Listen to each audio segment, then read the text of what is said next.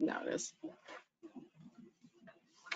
Good afternoon, everyone, and thank you for joining the PHL Pre-K PHMC contract entity meeting today. We'll get started in just a minute. I think we'll give folks another minute to join. I know we have a few other folks that are expected to join us today, and we'll be getting started in just a minute.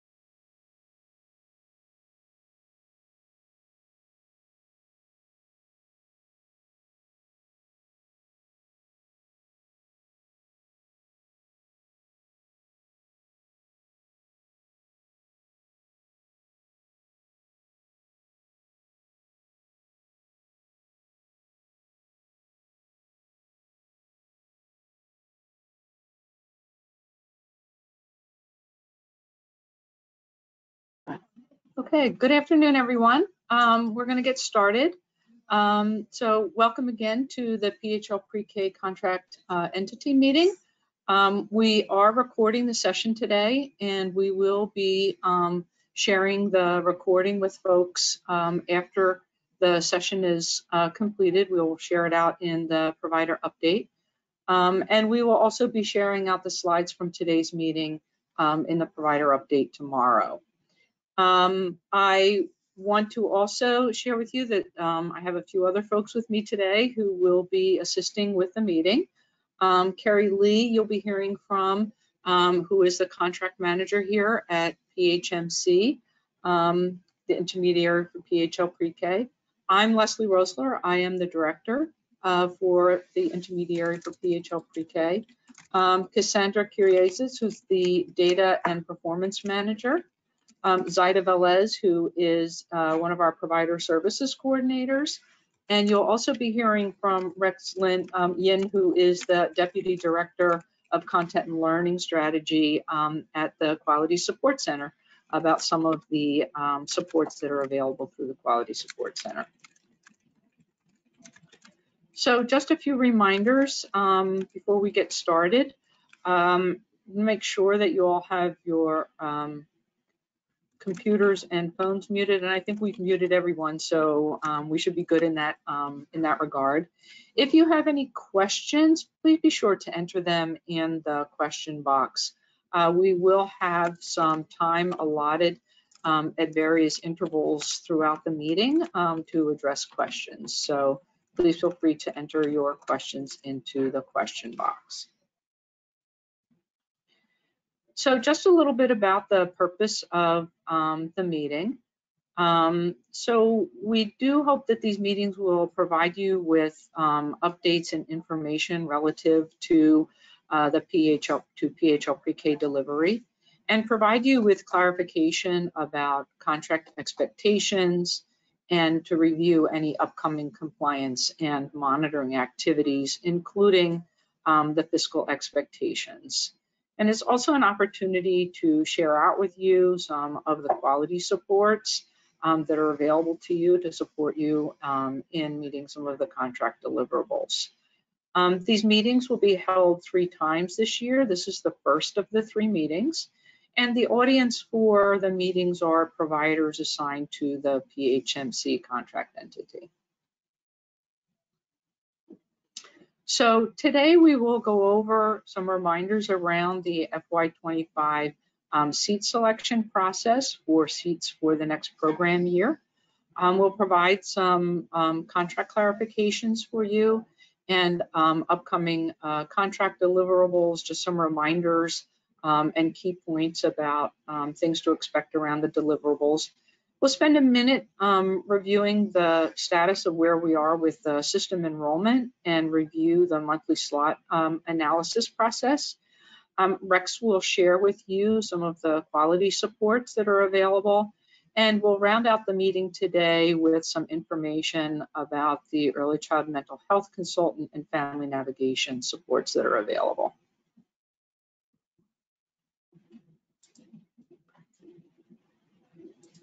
So to begin with, we'll start with the PHL pre-K seat selection applications, and I'll turn the meeting over to Carrie to share that information with you. Hey everyone. So FY25 applications are open. They are available on the PHL pre-K website, and we'll drop that in the chat. There are 2 applications available similar to last year. One for renewal and pre-qualified providers. So those are providers that have contracts this program year, the 2023 to 2024 program year. Also, those pre-qualified providers who were waitlisted in the 2023 to 2024 program year, and that also attended Sparks orientation session for pre-qualified providers. And then we have the new provider location. Those are for not currently funded sites.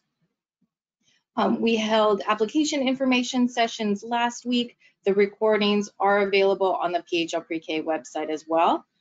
We took all the questions from there and also those that we've gotten from the PHL pre-K inbox. We'll put them in a document, and that frequently asked questions sheet will be posted to the PHL pre-K website by the end of December as well. The application deadline is January 22nd and noon.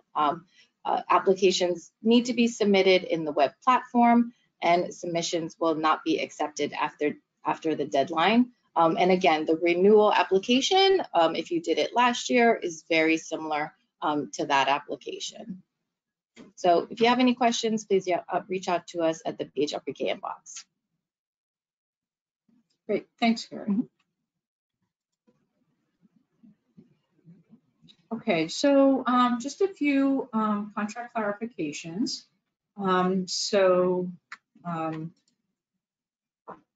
The first thing we want to begin with is just invoicing. So just a review of the contract relative to invoicing. Providers are to submit verified monthly invoices to the contract entity by the 10th of the month following the month of service. And if the 10th of the month falls on a weekend or a holiday, the invoice is to be submitted the next business day. So as was the case for December, invoices were due on Monday. Payment to providers are within 21 days following the approval of the invoice. And as you are aware, September and October payments were based on your seat allocation. And beginning with your November invoice and through June, invoices are based on approved enrollments and monthly attendance. If folks submitted their invoices by the 11th of the month, they were reviewed and have been submitted for approval and payment, and you should be seeing those payments around the 20th of the month. You should see payment prior to the holiday break, the Christmas break. A note about attendance. As you know, your invoice requires that you submit attendance record. It's important that you stay current with your attendance and that you're entering and updating that information weekly in Childware, and that you are entering attendance for the children in the classrooms where the children are physically located. And that you also are noting scheduled and emergency closures in Childware. Discrepancies in your attendance when reviewing your invoice may cause delays in the approval of that invoice. So it's really important for you to make sure that that information is accurate when you submit your invoice. So a note about staff qualifications. Many of you are aware that we have been verifying staff qualifications in the PD registry. The provider services team is kind of moving towards trying to wrap that, that verification up. Just want to make sure to facilitate that review, that you are ensuring that all career pathway levels for your staff are current, that your classrooms are set up, and that staff are assigned to the classrooms, that you've identified your PHL pre-K classrooms, and that staff with waivers are enrolled in an education program by January 31st, and that that documentation is submitted to the PA key, and that you have requested an update to your career pathway placement that takes into account that new documentation. If you are uploading new documentation, you do need to take an action to request an update to your career pathway placement. Those instructions are available on the PA Key website. We have that information linked here as well.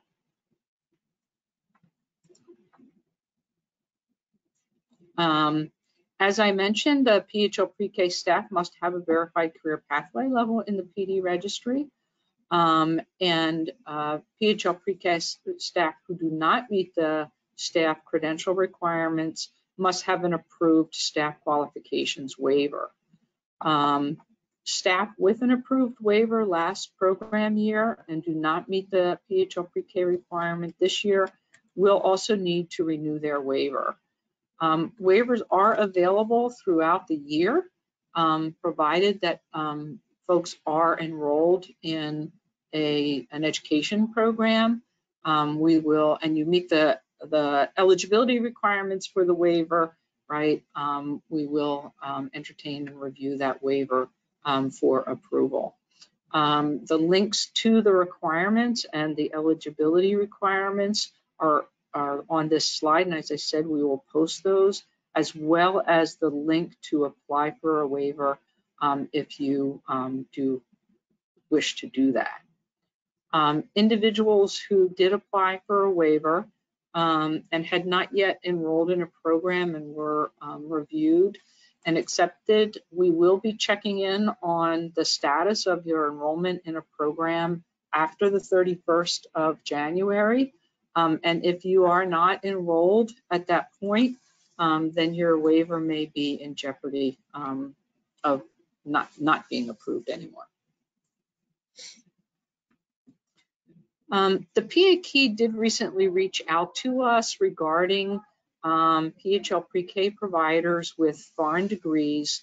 They asked that we clarify for folks that individuals with foreign degrees do need to have their transcripts evaluated and not just translated, and that those evaluations must be completed by a NACES or an ACES approved organization to be accepted by the PA Key. That the listing of those organizations, if you go to the PA Key website, or you can click on the links in these slides when we post them, you'll be able to see who those organizations are, and you can reach out to them with the transcripts for evaluation. There is also a step-by-step guide for foreign degree evaluation that's at the PA Key website. I encourage folks to look at that so that you know what exact documentation you would need to submit. And also available is foreign degree evaluation reimbursement through the PA Key. The form is available there. So I know that it will cover at least a portion of the cost of the evaluation of the transcript.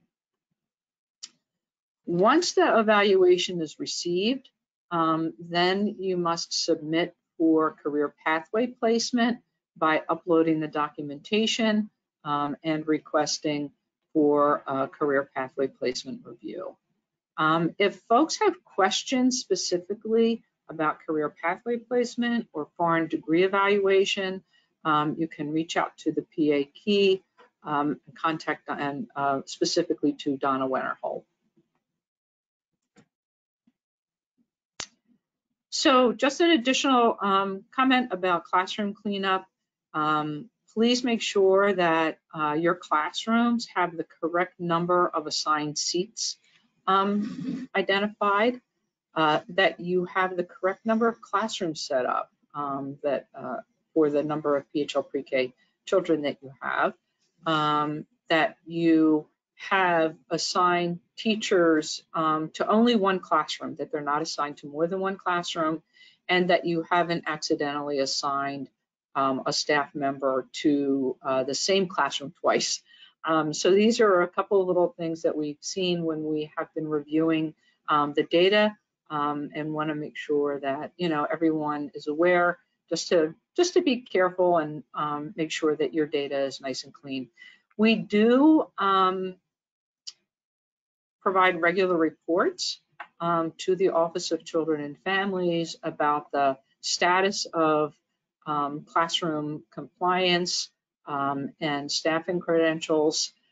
So, we do ask that you stay on top of making sure that that information is current, as we do, as I said, provide reporting to OCF about classrooms and teachers. I'm going to pause there for a second to see if folks have any questions before we move on to the next portion. We don't have any questions. Okay. If a question comes up for you, please again make sure that you enter that into the question box, and we'll address that as we move on. I'm going to ask Cassandra to speak a little bit about the ASQ Online pilot. We have mentioned this to folks before. We've had a little slower start to this than we had hoped for, but we're going to be picking this up now. And so, Cassandra, if you could just provide a little update for us about where we are. Hi, everyone. In September, we had sent around a form asking anybody if they were, any providers, if they were interested in participating in a pilot for ASQ Online. We are now moving to get the pilot going. So in the next few weeks, we will be reaching out to those who volunteered through that form, asking to verify your ASQ online code for ASQ3 and ASQ SE. So this is two different key codes. I'll talk a little bit more about that in a second. And we'll also be asking our pilot volunteers to identify who they would like their program administrator to be for ASQ Online so that we can get their account set up. And then in February, we will be doing training for the pilot participants on how to get started with their ASQ Online account. So the ASQ key code, what is this? It's a unique number that comes with each type of ASQ3 or ASQ SE2 questionnaire and learning activity books. You can find the key code provided on a sticker that's on the inside flap cover of each product box. So if you open the box, it should be up top there. We don't have a picture, so I'm just trying to gesture to the best of my ability. You need the key code to access the online questionnaires and learning activity sheet, so it's a key part of using ASQ Online. All other providers who are not part of the pilot You will also need to be verifying your ASQ online key code. In the coming months, your provider services specialist will be checking in with you to make sure that you have this. For anyone who doesn't have it, for both the pilot and the rest of you, we will be, working to troubleshoot and make sure that we can get you a key code. And then in April and May, we are aiming to do training for the rest of our providers to get you using your ASQ online account, because in FY25, all providers will be required to use ASQ online to document their developmental screenings unless you have a developmental screening waiver. So that is where we are with that. So if you're part of the pilot, you'll be hearing from us very soon requesting that information. Let's see if we have any questions. We have one question, which is there a separate fee to use ASQ online? The answer to that is no. No, the PHL Pre-K will be covering the cost of the developmental screenings for PHL Pre-K children. Yes. So your account will only be used for PHL Pre-K children, to be clear. Otherwise, we don't have any questions about that.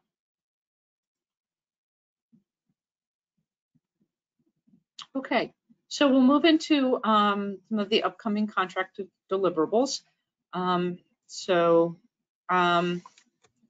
Continuing with developmental screenings, as folks are aware, you're to complete at least one developmental screening reflecting all domains of development for each child annually within 45 calendar days of child's program start date. So until you have access to the online account, you should continue to use the paper version of the ASQ.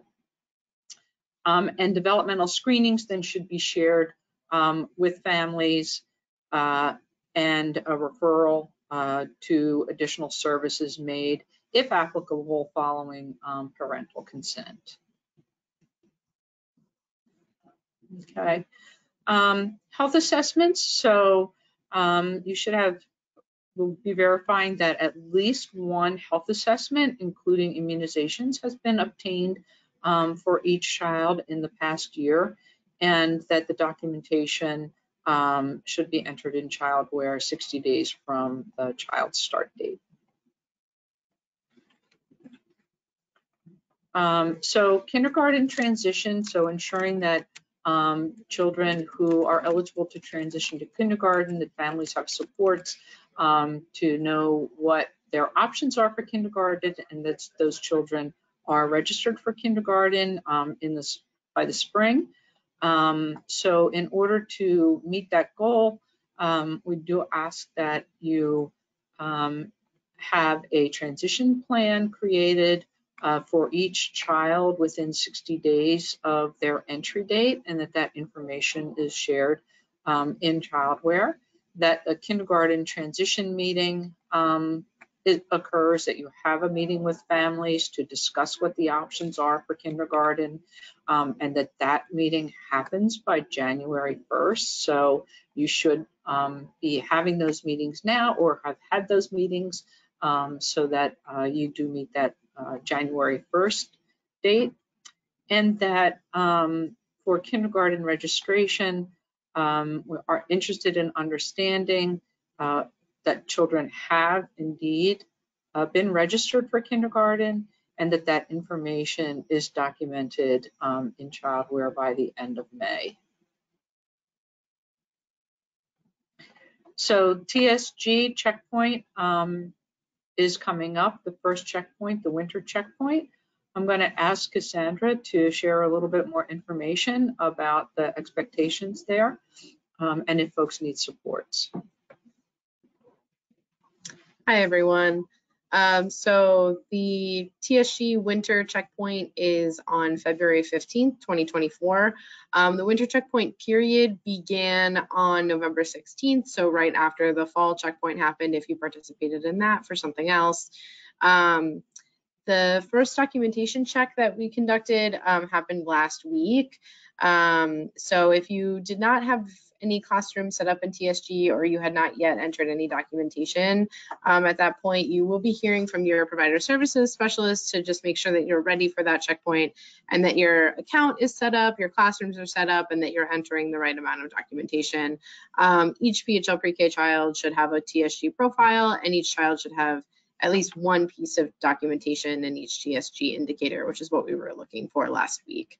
At this point, if you don't have your classroom set up, if you're not able to access your account, you should really get in contact with me. ccuriasis@phmc.org. I can help you troubleshoot getting logged into your account and just making sure that everything is in order. So otherwise, some dates that you should be prepared for. On January 15th, we'll do another one of these documentation checks, and we'll also be looking to see if you have made any progress towards completing the assessment. And then on February 1st, we'll do a final assessment check to check in to make sure that you're ready for that February 15th checkpoint date, where all enrolled children should be finalized at 100% in all areas for their assessment, and that all children should have at least one piece of documentation per area per child. So all of that, we have support links for you, the TSG support portal. We have our flow chart to make sure that you understand, what to do about children who have discharged, children who have just enrolled, and other support documents. So just want to make sure that everyone is ready for that and that you're aware that we are fully in the winter check period now. Winter checkpoint period.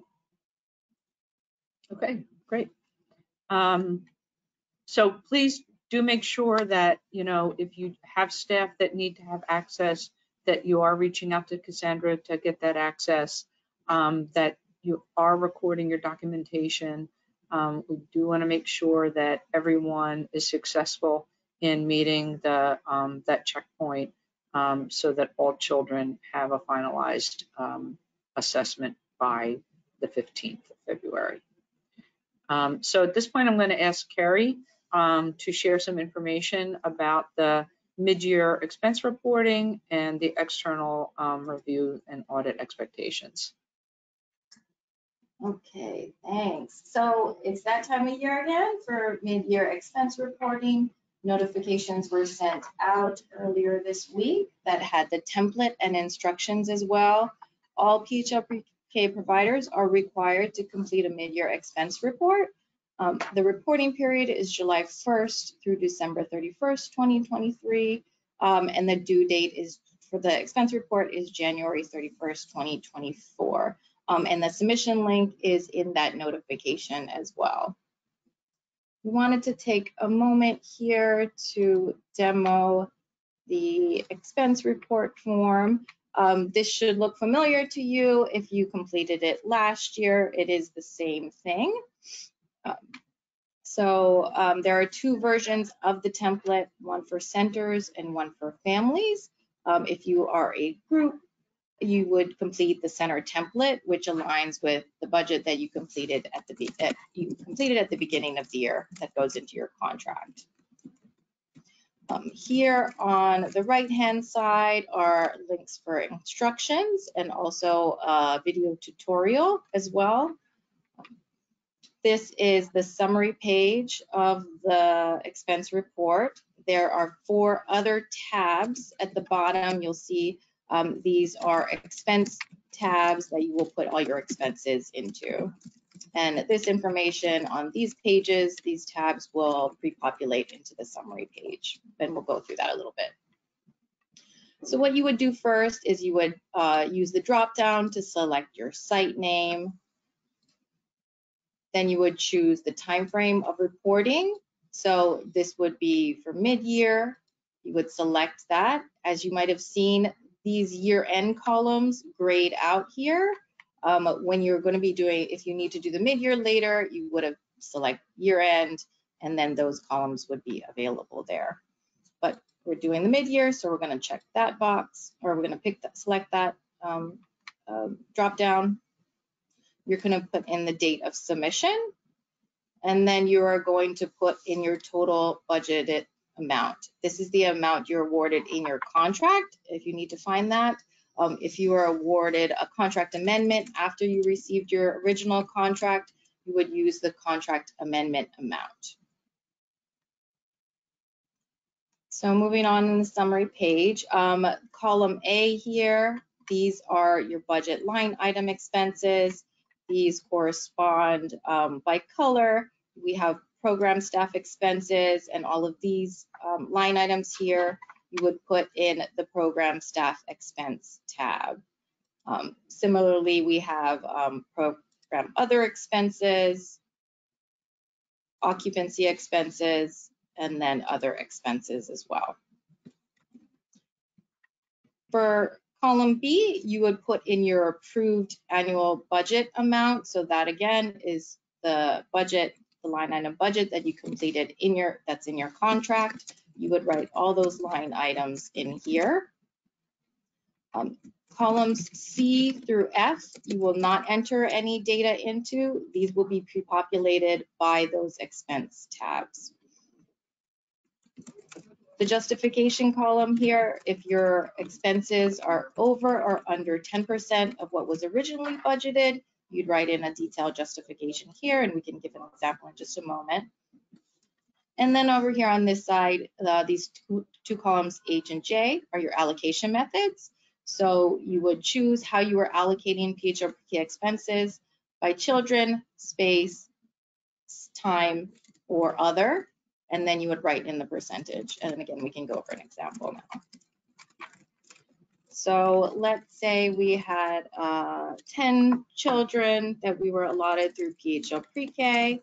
So that would be a $100,000 contract.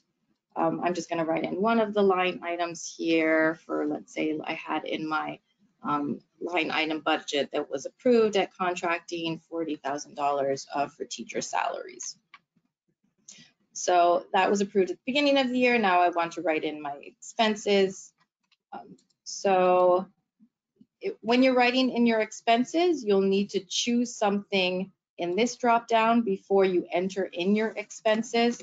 So for example, if I did Carrie Lee and my position was lead teacher, if I tried to put an expense in here, I'm going to get an error message. So I'm going to cancel that out. So you would need to choose this choice in this drop-down column here before entering in any expenses. So if I'm picking teacher salaries here, then I would be writing in what the total teacher salary was for the mid-year expenses, and then it will allow me to do that after I picked something in this blue category here. So if I go back to the summary page, you'll see where this information is populated. That $20,000 for the mid-year that I just put in the program staff expense tab shows up right here in this column. And then it shows the variance here is 0%. So at the mid-year, we assume that you would have spent about half of the total budget. There's lots of reasons where that might not be the case. So if I were to go, so I have 0% variance right now, so I would not need a justification here. If I went back to the budget, the program expense tab, and let's say I change this to $10,000. So I would go back to the summary tab, and so now you can see that there is a large variance here. So I would need to write in a detailed justification. So I can say something like staffing shortage and unable to hire lead teacher until November. So that could be my justification here. And then I would choose my allocation method. My allocation method was children, and this teacher was solely dedicated to the 10 PHL Pre-K children, I would choose children and then 100%. If you have several, teachers within that category and they vary in percentages that are allocated to PHL Pre-K, you can also put in a range there. Okay, so then you would go about filling out all the rest of your expenses and choosing from the drop-down categories. You'd go to program staff expenses, program other expenses, put in your occupancy expenses, and then other expenses as well. All those line items should populate here, or will be populated here in this column, and you can see the subtotals here. I haven't completed all of the budget, but if you have all those budget line items from your contract, this total number should match up to your total budgeted amount here. Okay, if you do have any questions, please reach out to the PHL Pre-K inbox if you're having any trouble with the Excel, or if you get to a point where you do need more line items, we can also adjust the template for you. So please reach out to us and one of our contracts team members can answer any questions.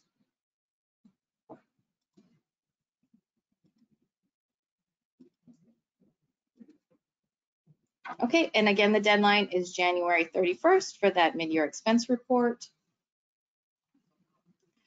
For FY23 independent external reviews, so this applies to providers who receive $300,000 and above of PHL Pre-K funding by legal entity in the 2022 to 2023 program year.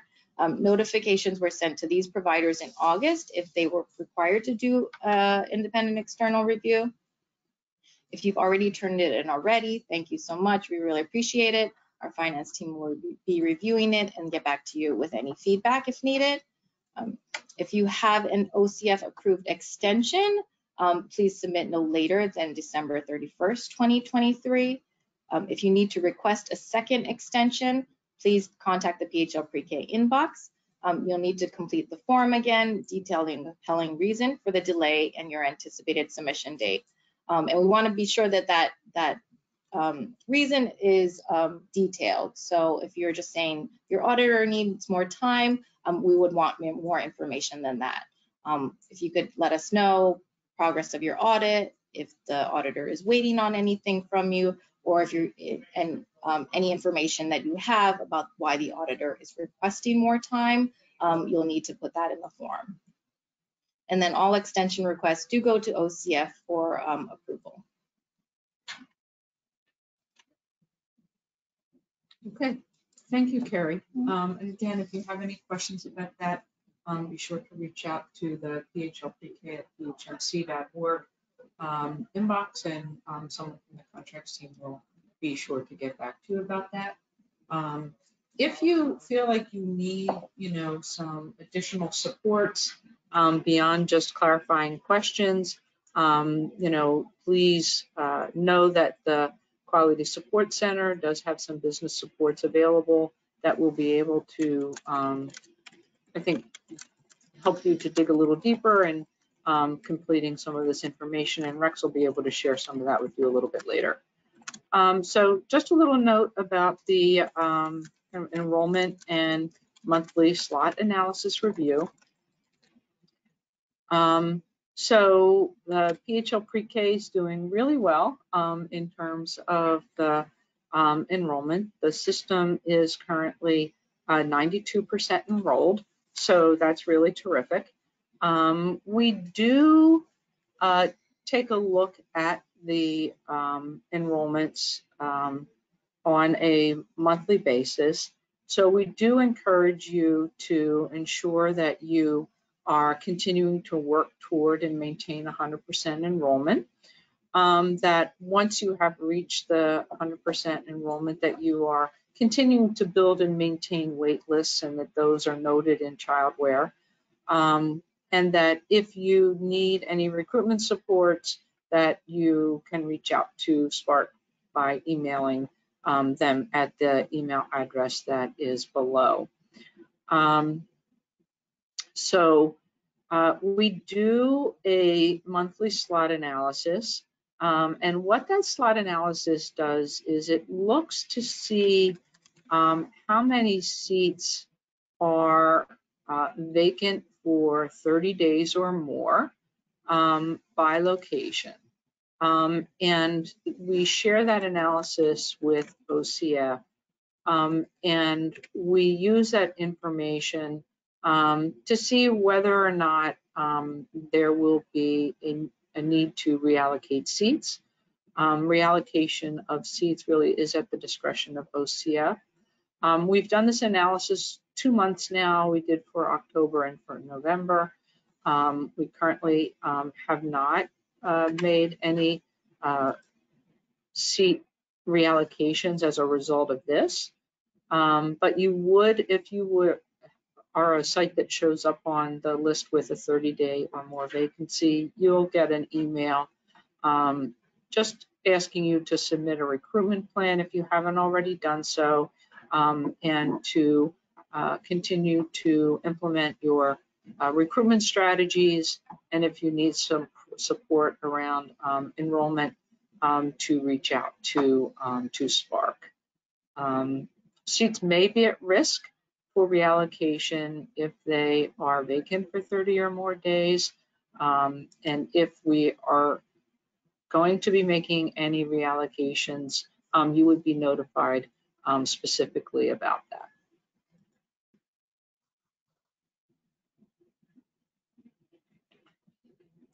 So just a few childcare reminders. If you have new staff who need childcare accounts, or you just need to have a childcare refresher, then please use the link in this slide to sign up for a session with the childcare team, and they can support you getting a new account set up and or providing you with a refresher or answering any of the questions that you may have regarding childcare. So we're going to pause for a minute to see if there are any questions. I think we may have a question or two around ASQ. Yes. We have one question, which is why is the TSG checkpoint not aligned with ASQ? So good question. So we have actually been talking about that for a couple of years. We did have the TSG checkpoint. There was a fall checkpoint and a spring checkpoint originally. And then we also had the ASQ in the fall. We actually had some recommendation from the provider advisory to really think about shifting the timing of those so that they were a little bit more sequential, to start with the ASQ at the beginning of the year to identify any concerns, and then to shift the TSG checkpoint from the fall to the winter, and then to have the next checkpoint in the spring, in part to alleviate some burden on the providers in terms of the amount of documentation and all for each of the children, but also to be able to spend some time in the beginning of the year really focusing on doing the screenings, and then to do the outcomes assessments in the winter time. So the other question we have is if you have other funding streams that are matriculating to ASQ online in one classroom, then does this mean each funding source will have their own key code? So we're not 100% sure about that. And that's part of the reason we are doing some of the pilot and the slow rollout, so that we can identify that with some folks that are currently using the ASQ online, and including them in the initial part of the first part of the rollout, and then folks who are in the pilot. So we'll have to get back to you on the clarification about that. We think that the answer may be yes, but we're not 100% sure about that. The last question we have, I think, is related to the presentation you did, which is, can we adjust our allocation? If that is related to a request for additional seats or an interest in,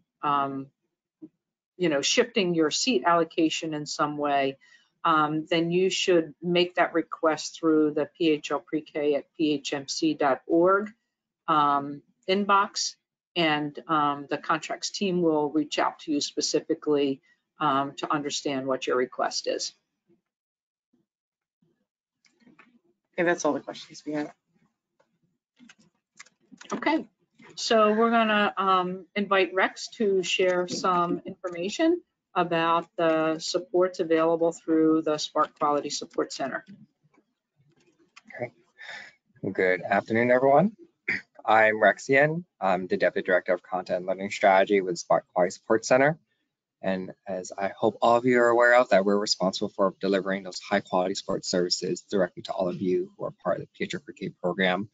In the chat, you'll get a variety of links from the Spark QSC, so our website, our Knowledge Center, our email for any questions, along with the provider intake survey, and I'll dig more into what that is.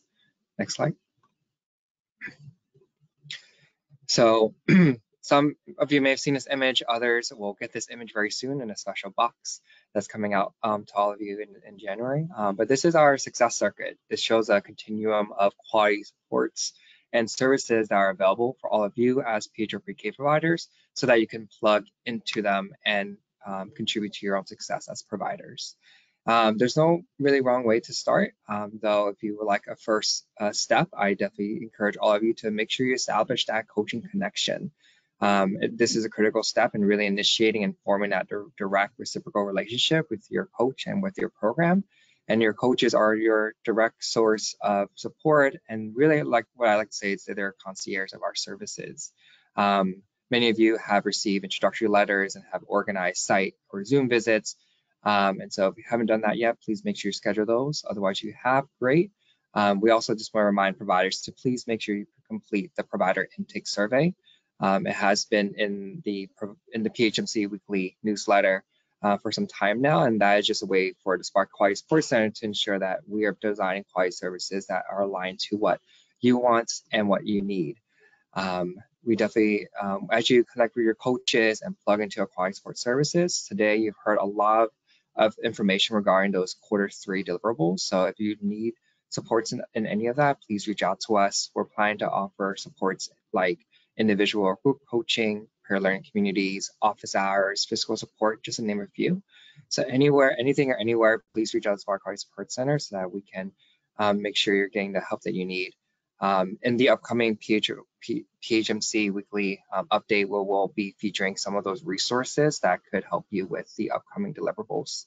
And then after you connect with your coaches, we definitely encourage all of you to create a professional learning plan, really making sure that we're connecting you to the right resources and additional individualized supports. And lastly, inviting all of you to be part of the PHL Pre-K provider community. And I do want to shout out all of our providers who are a part of that PHL Pre-K advisory, really helping us be informed as a system of policy and practices and recommendations and suggestions for the future. So any of those opportunities, Spark and the rest of the OCF and PHMC team are excited for that. Next. Here, kind of just want to express to all of you, some of you might have engaged with some of our professional developments, others may have not. So here, just want to share that the Spark Quality Support Center does have a lot of different types of professional development and learning opportunities. And these are all designed in response to the preferences and wants and needs of our providers. So not only do we have those live trainings, we also have lunch and learns, community practices, special initiatives, and soon to release on-demand trainings. And I'll dig more into that. Next. And here, just kind of want to express to all of you that with all of our quality support services, there are essentially 3 areas or pathways that we're invested in cultivating within your capacity. So first, curriculum and instructional practices. Second is supporting children and families. And third, demonstrating business and leisure practices. And so in each of these areas, we really strive to make sure that they're aligned to those PHL Pre-K deliverables, along with the ongoing coaching and quality supports you're receiving, and even bringing in complementary specialized consulting and resource as part of that. And lastly, I just wanted to really want to spotlight the amazing and special initiatives that we have available through Spark. Each of them offering myriad opportunities to help strengthen and sustain your programs. So first is Civitas Strategies. They're a national company that has almost 2 decades of experience working with childcare businesses, really focusing on building business resiliency. And so for all of you as providers, you're welcome to sign up for one-on-one targeted business consultations, free and available. We also have a lot of resource guides, all tailored to the business deliverables to meet. And so we have lots of resource guides, some that we will feature in the newsletter. And lastly, we do have ongoing live webinars, each being recorded so that all of you can engage in those too. Last fall, peer books. Some of you might receive these boxes or cases of peer books. These are a family engagement resource and tool for all of you to use. These are seasonal books, so they are 3 books reflecting the fall, winter, and spring, and to really invite all of you to build and create positive relationships and connections between the parents, caregivers, and their children, and really investing into supporting those meaningful relationships. And these books are also in both English and Spanish. So if you have one nearby you or in your program, open one up. They're double-sided. One side's English, the other is Spanish. And providers have shared with me that they really have used it in a way that's integrated in their current family engagement. So they've used it in kindergarten transition. They use it as ways to invite families to do home learning. And others have just invite families to partake in the fun activities that really supports those positive family interactions. So if you haven't taken advantage of those, please do. And we do have trainings on them. So if you're wondering how to use them, we will continue to feature trainings throughout the year. Next is the Erickson Institute. We've been partnering with them for the last few years to provide professional learning specifically for family and child care group home providers. And listening to many of the feedback that we received this year, we are implementing a trauma-informed practices certificate program. So we have 6 monthly topics that family, child care, and group home providers can engage with. They're also recorded and available through an app. And in addition to receiving a certificate from the Erickson Institute, you'll also receive a social emotional learning bundle from Lakeshore. And next is our Lunch and Learn, something that we launched last year and continue to do this year. These we've been striving to offer on Mondays at 12 o'clock, and our specialist team have been really curating topics, bite-sized learning topics, maybe spotlighting timely resources as they align to some of what we have heard from providers or even deliverables, and even invite guest speakers to share what they have available for all of you to take advantage of. A few more initiatives that we have.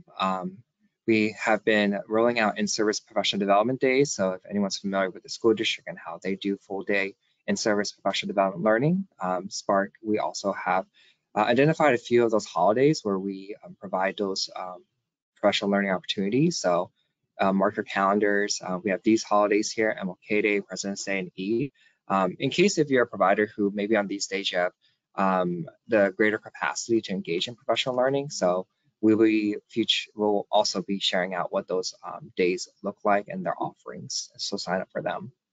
And also, sometime last year, we released our training requests form, and many providers have taken advantage of this. So, whether you have any professional development or continued quality improvement goals you have, the training request form informs Spark your request to have either an on-site or virtual professional development. And on our training request form website, we do include a content catalog, so you can see all of our professional development offerings that we have. And lastly, what I'm excited about is the rolling out of on-demand trainings. We've heard from providers that they are interested in also e-learning experiences so that they can learn on their own schedule and be able to just still engage in diverse topics.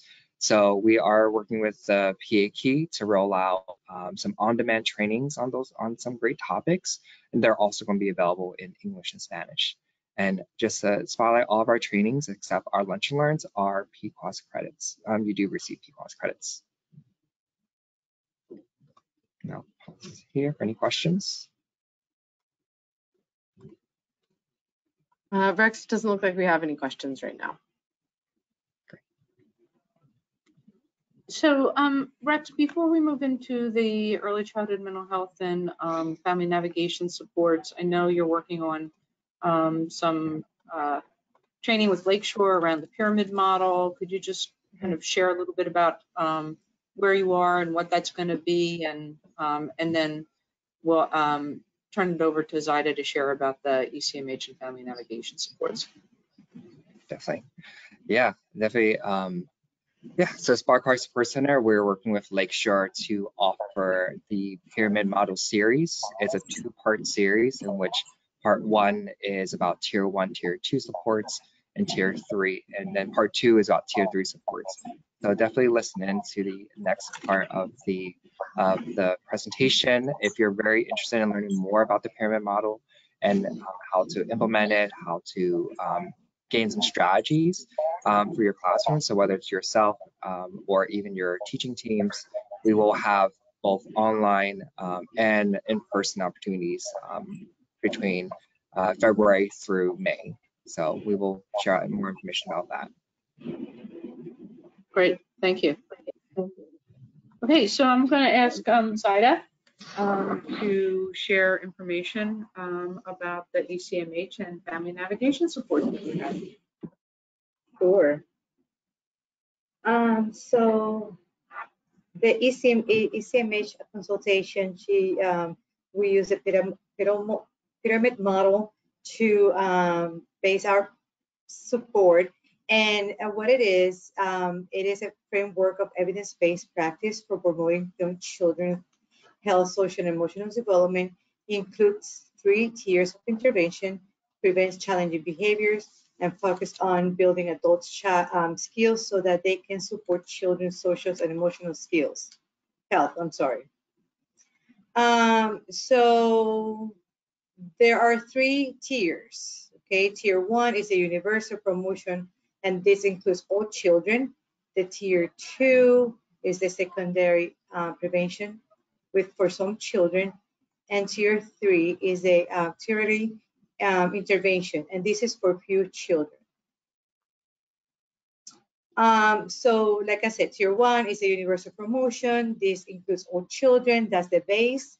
And it's support the relationships among adults and children to promote healthy social and emotional development, promotes high quality environment for the children. And, you know, this is what I like to call EC 101, which is the environmental arrangement, classroom management, written expectations rules, visual classroom schedules, and the Spark coaching support for the classrooms. The second tier, this is for some children, and this target the social emotional support and responsive relationship for the provider and the child. And you know, this is to further development of social skills, problem solving, anger management, and strategies to help children calm down.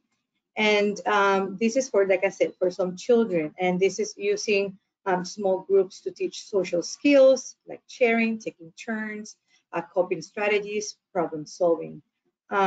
Using materials such as puppets, books, social stories, Talker the Toddle, and this also includes the ECMS consultation for support in the classroom. And then the tier 3 is a prevention, and this is for some children, and this is an intensive intervention for those children.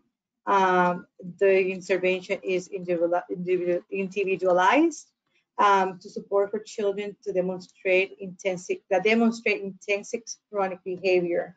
Those are the children that hit, throw toys, and things like that. These support is for children on an IEP. Children requiring specialized services like the PCA, social SI, OT, speech therapy. And in this tier, when the ECMH consultant services are requested, usually is to support and give providers strategies to be able to work with children when their therapists or the PCAs are not present. Then we also have the family navigation support, and she is the one that provides support with the referral process for Elwing. The ECMH consultant with the family request and consent submit the referral to Elwing. She also makes sure that the family are available for intake or support with the intake process. And then once the intake takes place, the evaluation date is scheduled for the family. If the family is found eligible for services, or the child actually, the family navigator also support with the IP meetings and support with the process of making sure that services and the intervention are being provided to the child. If the child is found not eligible for services and the family wants to dispute the findings, the family navigator also support with the process of disputing the findings. And if depending what happened after dispute, the services will be, ending and the process will be done. Oh, I'm sorry that I forgot to mention that at this point in time, Elwing currently is scheduling evaluation in up to for April. For April. So if you have any child that you feel that they need the support, I will encourage you to start the process now because it's just mid-December and they are all just now starting to schedule everything for April. So you need to request services. So for the ECMH consultation, you can reach out to me for more guidance. Usually what you need to do is to complete the IECMH request for services form from the PAP and submit it to them. Once they process the request, they'll send it back to me for us to provide the services. Most likely I will be asking you to share the ASQSE with me if there's nothing in childcare and or the behavioral log for the child that you're requesting services for. For the family navigator, you also can reach out to me. You will have to complete the consent form and submit that to me, and I will most likely be calling you to get more information about what kind of support is needed for the child you're requesting services for.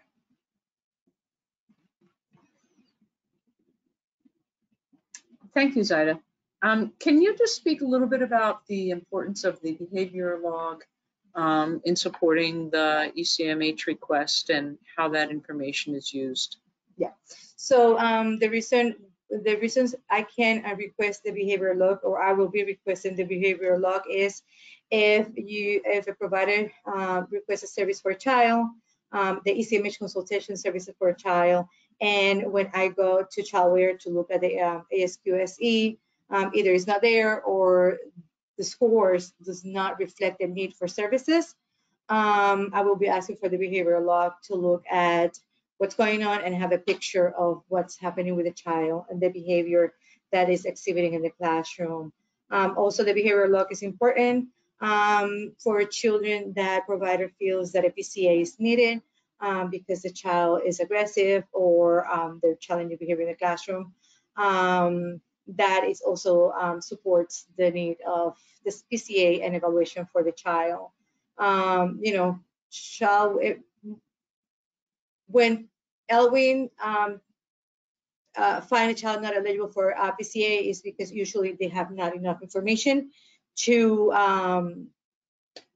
provide the services and approve the service for a child. So the PCA, the behavioral log should have detailed information about the behavior, what happened before and after, what the teacher did to support the child, and the frequencies of behavior. Thank you. You're welcome. And can you also speak a little bit to the time frame for, when a referral is made to, what happens, and then the evaluate. You said they're not scheduling until April now, but can you Yes. just speak a little bit more about that? So the referral is submitted to Elwin, right? And so once they receive the referral, the intake department will call the parent of the child to ask some questions that only the parent will know about the child and the concerns they have. Once the intake is done, they will then schedule the evaluation.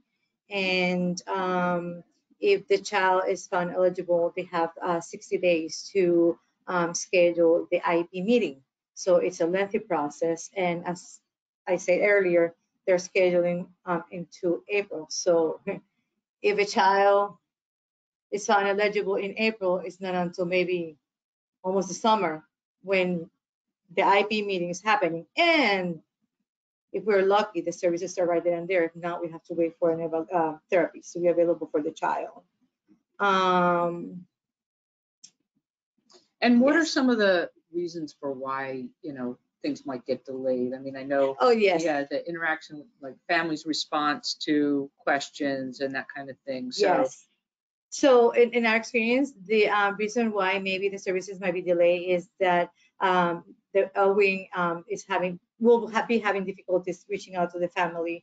If the family is unresponsive, they cannot move on with the process. They still have to have the intake, they still have to have the information, and they still have to, have all the information to be able to schedule the evaluation to Elwin. So in our experience, when that gets delayed is because the family are not responsive. and this is where the family navigator then can help And this is where support, the right? Yep. So can help to navigate, getting responses a little more quickly, supporting providers and interaction with the family to support them in getting making the contact that they need with Elwin to be able to get the evaluation scheduled. Correct. So if the family is unresponsive, the family navigator is able to start develop a relationship with the family, and she will let them know, who's going to call, the number, so they're aware with them. They see the number, strange number on their cell phone, who it is, and the importance. If the family, for example, says, nobody has called me, could happen, right? So the family navigator will encourage the family to call directly Elwin and to do the intake right then and there, so they can have the information they need. Okay, great. So I encourage you that if you have any follow-up questions, right, you want any additional information, to please reach out to Zaida, and you can have a conversation. Sure. You may direct you to Dora or Lauren to help answer those questions, but Dora, who is our early childhood mental health consultant, and Lauren, who is our family navigator. Yes. So, Yes. okay.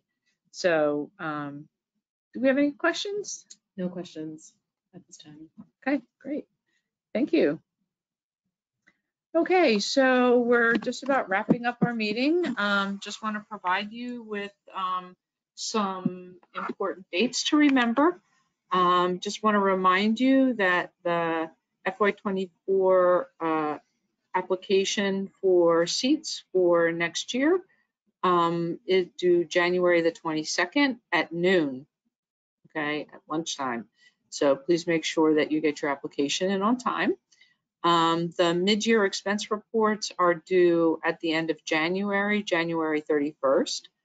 Our next contract entity meeting will be February the 7th, and the TSG checkpoint is February the 15th. So make sure that if you need access to TSG, that you've got all of the children in, that you're recording documentation so that you can finalize those assessments by the 15th of February. And then the final contract entity meeting will be April the 3rd. So we want to thank you all for everything that you do for the children and families that you serve, and wish you all a very happy and safe holiday. So thank you.